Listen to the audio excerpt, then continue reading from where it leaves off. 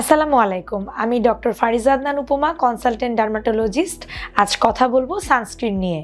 আপনি কি জানেন সানস্ক্রিন ছাড়া মাত্র 10 মিনিট রোদে গেলেই ত্বকের পার্মানেন্ট ড্যামেজ হতে পারে? সানস্ক্রিন কিন্তু শুধু রোদে পড়া কমায় না, মেচতা ও দাগ কমায়, আগেভাগে বার্ধক্য ঠেকায়, চামড়ার রিঙ্কেলস কমায়, এমনকি স্কিন ক্যান্সারের ঝুঁকিও কমায়।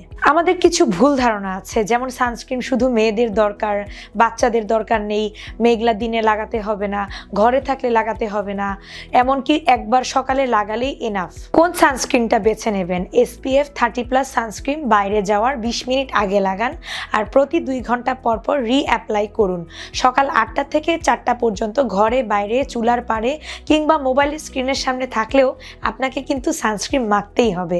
মনে রাখবেন, সানস্ক্রিন আপনার ত্বকের সিট বেল্ট। প্রতিদিন অ্যাপ্রোপ্রিয়েট ওয়েতে সানস্ক্রিন ব্যবহার করুন, ত্বককে নিরাপদ রাখুন। যে কোনো স্কিন প্রোডাক্ট সম্পর্কে বিস্তারিত জানতে ভিজিট করুন আমার চেম্বার, জেজি হেলথ কেয়ার, মাটিকাটা, ইসিবি চত্বর। ধন্যবাদ।